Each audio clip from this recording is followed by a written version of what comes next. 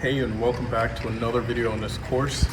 Today I'm going to be showing you how to use this heat press to apply neck labels, and I chose specifically the hardest shirt to do, which is shirts with a woven tag, how to get rid of that as well, and place your neck labels nicely inside the garments. First off, you want to use this mini heat press. The link to it is in this course, in this section as well. What we've done here is applied aluminum tape so it's heat resistant to the foam pad that they put there, because they put a foam pad on top of it, but it moves around. To prevent that, we just tape it vertically and horizontally to keep it in place, and it's been like this for ever since we got it. The aluminum tape works really well for this, and I highly recommend that you use it to keep the rubber in place, because it's just going to keep moving around. First thing you want to do is check the size, and as we can see here, it's a size large.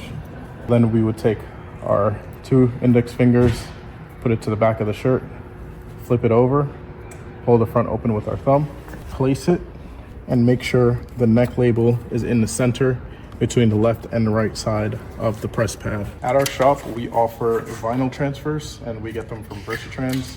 They actually give you a time and pressure on the back for each transfer. However, this one doesn't have it at the back because it's cut off. But when you receive the original packaging, it will tell you how long to press for and the pressure to be using. In our case, we already know how long they should be, so we don't really pay this any mind.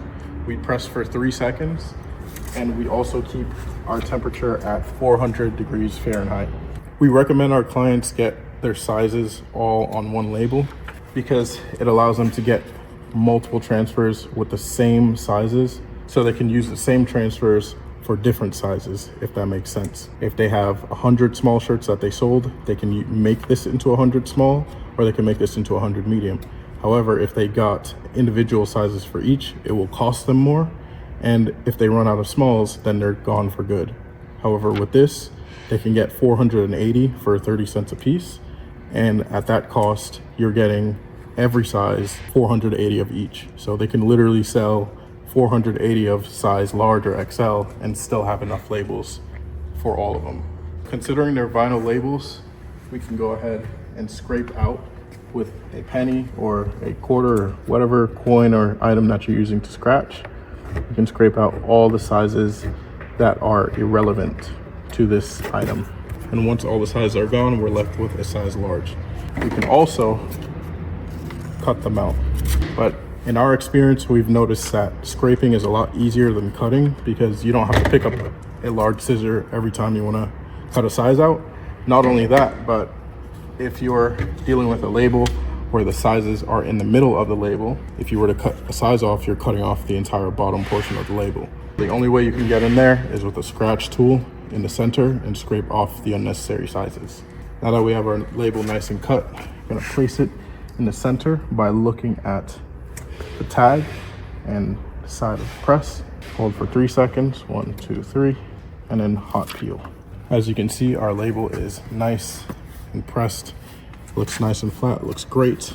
Back of the shirt still nice and clean, and we have our label applied. Next part is taking off the tag.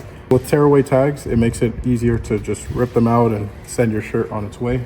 However, with satin tags, you're gonna have to do a little bit extra work. If you want, I recommend actually charging a little bit more for garments that use woven labels, especially if you're offering a custom neck labeling service. How we do it is not cutting normally like this way, but we actually bend the label over and cut the opposite way. This is because it allows the bladed side of the scissor to be directly under where the label starts, instead of the bladed side being over here and looking at this side of the garment.